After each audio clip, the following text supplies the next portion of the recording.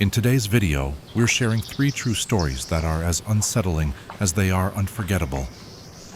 Each one leaves behind questions, shadows, and a sense that something was never fully explained. Let's get into it. If you enjoy this video, don't forget to hit the like button. It really helps the channel grow. If you want more stories like this, be sure to subscribe and turn on notifications so you never miss an upload. Thanks for watching, and I hope you enjoy the rest of the video.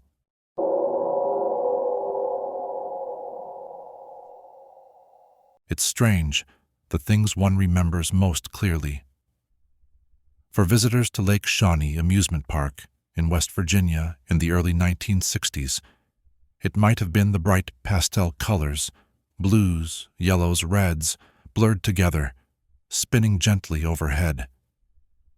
Nestled between rolling green hills, the park seemed untouched by time, a paradise for children and families eager for carefree adventures. Among the attractions, nothing was as alluring as the swing carousel. Suspended high above by thin yet sturdy chains, painted seats soared through the open sky, giving riders the sensation of flight. On a bright summer afternoon, 10-year-old Sarah eagerly tugged at her father's sleeve, her eyes fixed on the gently spinning ride. He relented with a smile, handing her a ticket and reminding her to hold tight. The carousel spun slowly at first, gently lifting Sarah and the other children into the air. She felt the cool breeze on her face and watched the countryside stretch out beneath her, lush and inviting. Trees, picnic tables, and smiling faces flashed by, each rotation becoming faster and more thrilling. But just as the excitement peaked, an unexpected mechanical groan erupted from beneath the ride. Attendants below shouted in panic, waving their arms frantically. Unnoticed by the driver, a truck delivering refreshments had mistakenly reversed into the carousel's path. Sarah felt a sudden jolt, the carousel chain tightening sharply. Her seat twisted violently, sending the sky and ground spinning uncontrollably. The air filled with a deafening cacophony of metal, screeching, and terrified screams before everything plunged into darkness. This tragedy at Lake Shawnee Amusement Park took Sarah's life that day. Her childhood innocence ended abruptly, leaving behind sorrowful whispers that would linger over the park for decades. Yet Sarah was neither the first nor the last to meet a tragic fate at Lake Shawnee. The amusement park's troubled history began centuries earlier. In 1783, tensions between settlers and the Shawnee tribe violently erupted, claiming the lives of the Clay family on this very ground. The land, according to local lore, had remained troubled ever since. Ignoring, or perhaps unaware of, the dark history, entrepreneur Conley T. Snidow built Lake Shawnee Amusement Park in 1926, attracting countless families seeking laughter and joy. They flocked to ride the Ferris wheel, swim in the pond, and immerse themselves in carefree summer days. However, tragedy soon cast its shadow over the park. In 1932, a young boy drowned silently in the murky swimming pond, his playful laughter abruptly silenced. Witnesses remembered seeing him one moment happily splashing, and the next simply gone. Rescue attempts came too late, and his parents' anguished cries echoed through the park long after. In 1944, another shocking accident occurred near the Ferris wheel. A young girl playing nearby tripped and fell directly beneath the massive wheel as it descended. Horrified onlookers could do nothing but watch helplessly as the accident unfolded. Park attendants rushed to her aid, but tragically, their efforts proved futile. Then, in the late 1950s, a ride malfunction led to serious injuries for several teenagers who had gathered for a fun-filled afternoon. A support beam cracked on the spinning ride, known as the whip, sending metal shards flying into the crowd. Emergency workers arrived quickly, yet the emotional scars of that day lingered indefinitely. But Sarah's death, documented vividly in headlines across West Virginia, cemented the park's reputation as haunted ground. Her accident sparked whispers of curses, fueling rumors of a malevolent force beneath the cheerful facade. Ultimately, burdened by grief and mounting superstitions, Lake Shawnee closed permanently in 1966. Nature quickly reclaimed its territory, covering the rides with rust and vines. The Ferris wheel stood motionless, and the once beloved carousel became a haunting monument to the park's painful legacy. Today, Lake Shawnee Amusement Park remains abandoned, a crumbling, eerie relic of the past. Visitors cautiously step through its gates, led by ghost hunters and local historians who recount reports of phantom laughter, ghostly footsteps, and empty swing seats that sway gently, untouched by wind. At twilight, when the sky melts into shades of fading light, visitors claim to still sense the presence of those lost children. They imagine the swings gently rocking, as though patiently awaiting the return of riders who never got the chance to grow up.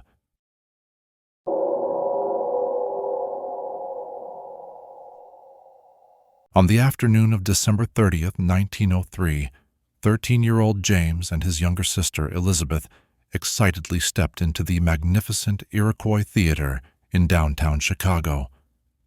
It was an occasion they had eagerly awaited for weeks.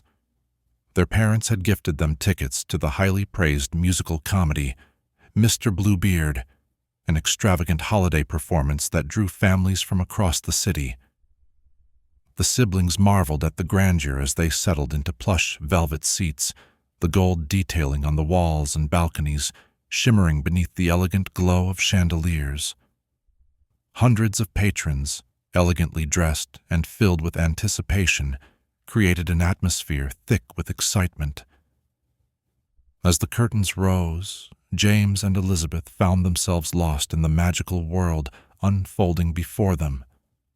They laughed at the comedic antics, clapped enthusiastically after each musical number, and gasped at the impressive stage effects, including bright stage lights that mimicked moonlight and stars.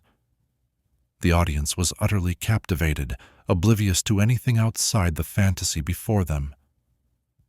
Midway through the second act, James noticed something peculiar.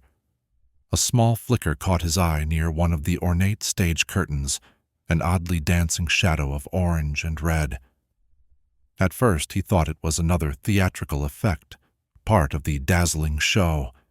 Yet a subtle unease crept into his mind as he saw stagehands rushing behind the scenes, their hurried movements starkly contrasting the choreographed elegance of the actors. Elizabeth squeezed his hand, sensing her brother's growing discomfort.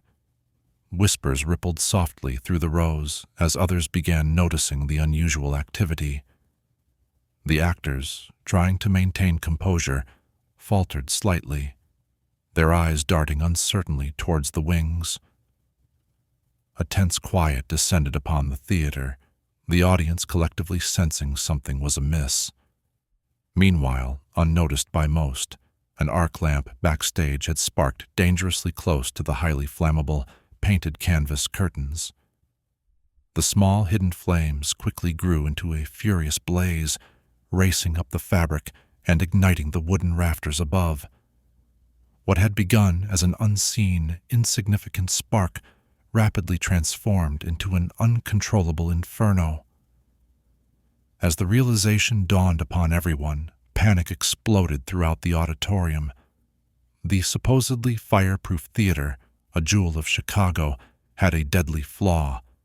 Many exits were obscured, locked, or hidden behind decorative curtains and false doors. Fire escapes intended to provide safety were incomplete or unreachable, their staircases perilously icy and slick in the winter cold. James grabbed Elizabeth's hand tightly, pulling her from their seats amid the growing chaos. Smoke billowed through the theater, dimming the glittering chandeliers, turning laughter and joy into screams and confusion. Terrified patrons surged toward exits that wouldn't open, pushing and struggling desperately. By the time firefighters arrived, the once majestic Iroquois theater had become a tragic scene of devastation. The fire, fed by elaborate decorations and scenic backdrops, had swiftly engulfed the entire auditorium. More than 600 lives were lost that day, forever marking it as one of the deadliest theater fires in history. Investigations later revealed shocking negligence, poorly trained staff, inadequate fire safety measures, and deliberate ignorance of essential building codes. Promises of a fireproof theater had proven catastrophically hollow. In the aftermath, public outrage led to significant reforms in fire safety regulations nationwide. Mandatory panic bars, clearly marked exits, outward opening doors, and rigorous safety inspections became law, preventing countless similar tragedies. Today, the legacy of the Iroquois theater fire endures as a solemn reminder. Each time theater lights dim and curtains rise, it serves as a silent testament to the devastating cost of oversight and complacency. For James, Elizabeth, and hundreds of others, what began as an afternoon filled with wonder ended in a profound tragedy, one forever etched into the history and heart of Chicago.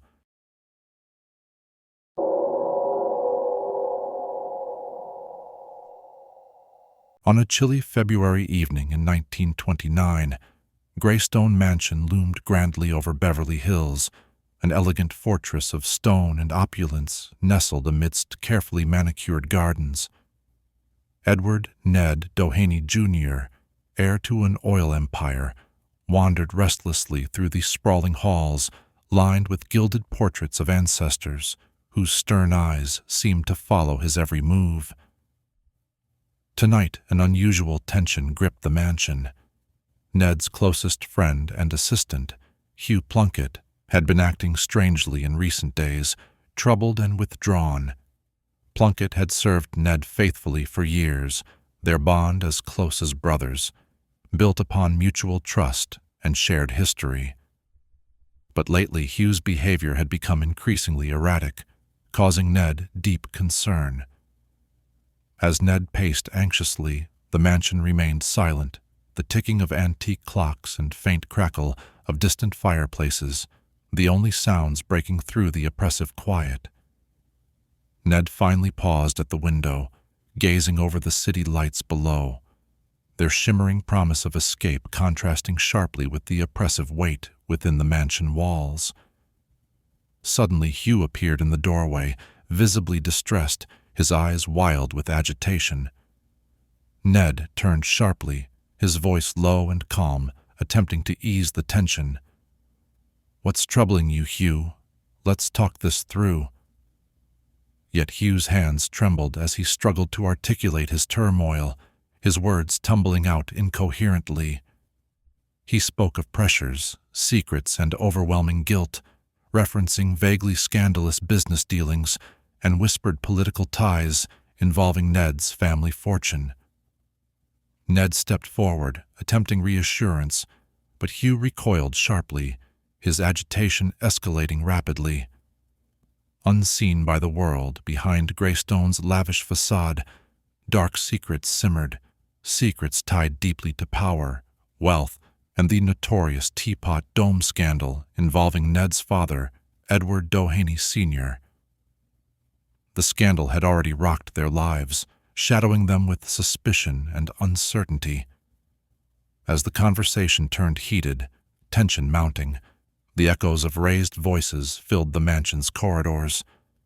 Ned pleaded for calm, extending a comforting hand, but Hugh drew back, overwhelmed by paranoia and panic. With a sudden, desperate motion, Hugh revealed a concealed revolver. A split second of stunned silence enveloped the room, the air heavy and charged with impending tragedy. The muffled sound of 2 gunshots reverberated sharply through Greystone's marble halls, echoing off the portraits whose painted expressions seemed to deepen with sorrow. Authorities arrived swiftly, confronted by a grim scene. Both Ned and Hugh lay dead, their lives abruptly ended by violence. The official investigation quickly declared it a murder-suicide, attributing Hugh's actions to mental instability and acute distress. Yet inconsistencies clouded this neat conclusion. The placement of the bodies, angles of gunshot wounds, and suspiciously swift handling of evidence cast persistent doubts. Rumors whispered through high society that the truth had been carefully buried beneath layers of influence, power, and wealth. Speculation of political cover-ups and unseen conspirators lingered, shadowing the Doheny legacy forever. Some theories suggested an external assailant, with motives linked directly to the ongoing Teapot Dome scandal. Others believed family pressures and internal betrayal had driven Hugh to despair.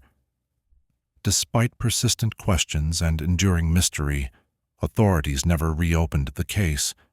Evidence vanished, witnesses fell silent, and the full truth seemed forever lost to history. The Doheny family, powerful and influential, quietly distanced themselves from the tragedy, leaving the world with more questions than answers. Today, Greystone Mansion stands silent, an enduring monument to luxury entwined with tragedy. Visitors strolling through its elegant halls sense an inexplicable melancholy, a palpable reminder of that fateful night in 1929. And as sunlight fades each evening, casting elongated shadows across portraits that line Greystone's corridors, the mansion seems to quietly guard its secrets, the truth forever locked within its stone walls. So, what really happened on that cold February night at Greystone Mansion? What secrets did Ned and Hugh take to their graves? Perhaps the true story is waiting to be uncovered, hidden within whispers and shadows. What do you think happened? Thanks so much for watching. If you enjoyed this, don't forget to like and subscribe. We post new stories 3, 4, sometimes even 5 times a week. I really appreciate your support, and I'll see you in the next one.